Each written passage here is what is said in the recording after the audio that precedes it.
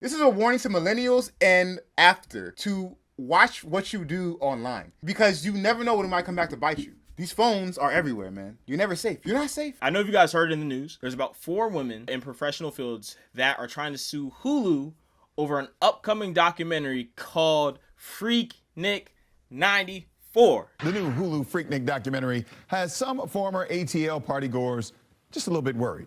One group of prominent black professional women are so concerned about being potentially exposed that they're reportedly filing a lawsuit against the streaming service. Criminal defense attorney and our good friend A. Scott Bolden joins us to break down if they have a case because they claim to not have signed media releases. All right, before we get into it, here's a little brief synopsis of what Freaknik is. Basically, Freaknik is an event that was basically started in the early or to late 80s about a bunch of local black colleges in the Atlanta area who threw basically like a big spring break. And what happened is that it became so big that other colleges, black colleges around America, found out about it and they ended up coming to it. This event ended up getting so crazy and out of control that a lot of just outlandish things happened. It was chaos, man. Party, man. Freaknik. Million power of a party. That was Freaknik. They would be on everything they could be. They would be standing all up on those things, right? They'd just be on the pole. They'd just be squished up on each other, and it's just humping and grinding on each other. It was just Freaknik, man. Well, I think it's funny. Freaknik has become people's mom's dirty secret. You know, today, right? A lot of adults are looking at kids now like, oh man, these kids are so crazy.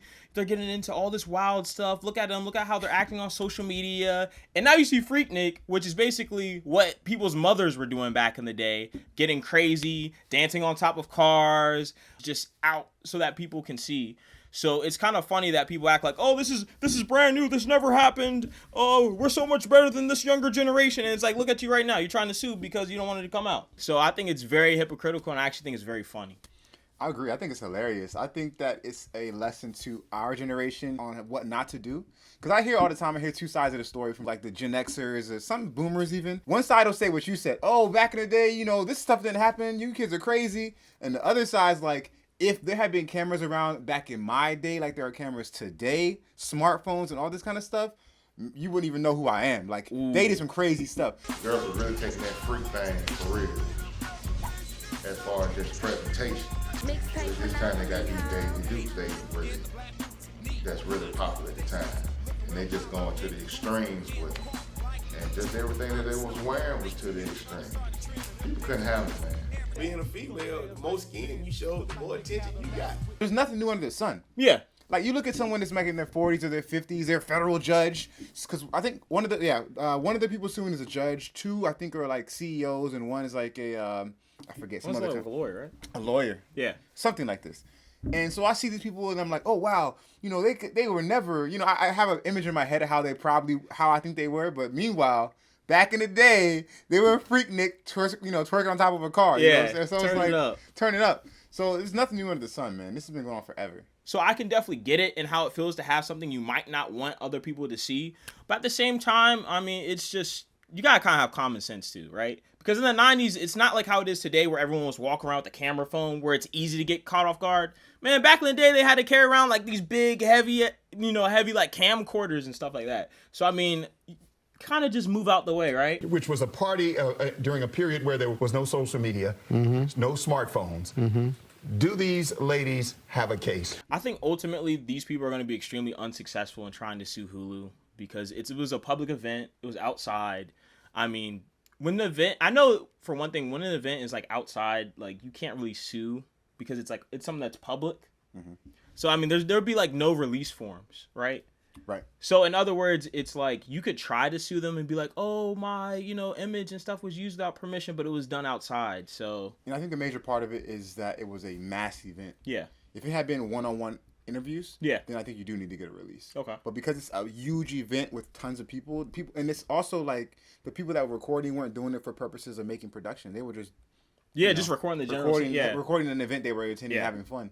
And just so now happens that someone wants to piece it all together, I don't think it's going to have much success either. Their lawsuit. Well, it depends on what they're claiming, if you will. They can't claim in violation of privacy, regardless of what they were doing publicly. And also, The question is, were they aware that they were being filmed, even by private people who were partying with them? If they were aware of cameras around and they were still conducting themselves in an appropriate or inappropriate manner, then they've kind of given themselves over and allowed their pictures to be taken and their places to be videotaped and what have you. Right. And so it would be a bit of a challenge. To me, it raises other questions. So, like, what happened to all these girls who did, well, in just case you guys aren't familiar, there's a thing called Girls Gone Wild. Warning, this video contains adult content not suitable for children. Where girls would, like, show off their tops and do all this, like, crazy stuff in the 90s. I wonder what's going to happen to all those, like, videos now. Are, like, people going to try to sue about that? Like, no, I doubt it. I bet you those girls did sign with. You know what? I don't know. Maybe you're right. Maybe. I don't know. Yeah. But it's not just the Girls Gone Wild. There's other videos online that I've seen where it's like women from back in the day acting crazy at parties, on boats. You know, the people are recording them. And some of the stuff's not even that old. Maybe like early 2000s or whatever. Yeah. I'm like... Or did you ever watch that show called Taxi Cab Confessions where, like, someone gets in the cab and they're, like, just telling all their business and stuff like that? And I'm like, bro, like, this stuff is still out there. Whether or not it's real, who knows, right? It could have been fake. It's reality TV. Reality TV is fake. Right. See, I think people fail to take into account their future self. A lot of us don't, in the moment, think about how our future self is going to be affected by what we're doing right now. That comes financially. That comes to stuff like this. That's what I think people don't realize. So back in the 90s, they're just having fun, like, oh, it's nothing. But they're not having a state of mind to be like, you know what? In the future, this might come out. In my head, I'm thinking, like, dude, just imagine what people are going to feel 20 years from now. That's what I'm saying. When have to have all that crazy... Listen, what's on the internet right now? Just, like, Tide Pod challenges, all this, like, weird stuff. Like, are people going to try to sue now? Especially if they put it on TikTok or Instagram and they did it themselves. It's not like a company did it. Like, a lot of people who are doing dumb stuff online are literally posting it themselves. That's a good point. Like, are they going to start suing, like, reactors and be like, oh, well, this went viral on this and now you reacted to it. But it's like, I reacted to something that you already put out on social media and you didn't even get compensated for it. You just put it out there. Wow. So... But again, that goes back to the whole point of what we're talking about. This is a warning to younger people. This is a warning to millennials and after to watch what you do online because you never know when it might come back to bite you. Let's say we go to a party and we're chilling. That's why a lot of celebrities don't allow phones into the parties because of stuff like this. Yeah. So you have to be mindful of whatever you're doing now because these phones are everywhere, man. Yeah. You're never safe. You're not safe. No, listen, I get it. Because, listen, there's one point in time where I was in college and I went to Miami for spring break. And we all know Miami and spring break is absolutely nuts. And I could just imagine if people actually, like, filmed a lot of that. I'm like, bro, it would have been insane. I mean, they did film some of it, but they didn't film the real crazy stuff. Well, I'm going to say, that's what I'm saying. So it's got to be a line somewhere. So if you, say you're out with, like, a group of friends on a boat and it's you, your boys, like 5 of y'all and like 5 girls, and y'all are having fun on the boat, and one of your friends recording it. Yeah. I wonder if one of the girls could sue, and that might have some legs. But if it's like you're on the beach in Miami for spring break, and everybody's going wild and you're recording, I don't think. But see, the thing is, if you try to make a documentary of it, I don't know if someone's saying, "Hey, I'm suing that guy because he's trying to put this out, and I was somewhere in the corner," if that would matter or not. I don't know. But I'm not gonna lie though, because they're drawing so much more attention to it. Because think about this before, right? You hear about Freaknik. I didn't know what Freaknik was before. I never heard about it, right? I was born in the 90s, but I wasn't born at that time. I knew what it was, but yeah. So I would have even, like, thought about watching it. But now I'm hearing, like... I mean, I wouldn't even think about it. You ever heard of Uncle Luke before? Yes. I know he's a like big inspiration. Right. But anyway, go ahead. But I'm saying that, like, it wouldn't have even occurred to me, like, oh, Freaknik, whatever, you know, people acting crazy back in the day. But now you're talking about, like, well, I'm going to sue because it's that bad. It makes me want to watch it even more. So, like, at the same time, it's like they're actually doing more damage by, like, trying to, like, sue Hulu. Because, honestly, I think it would come out, and would some of the older heads watch it? Yes. But, like, I don't think it would have been as big. But now, because, like, they're blowing it up with the lawsuit, like, everybody's talking about it now.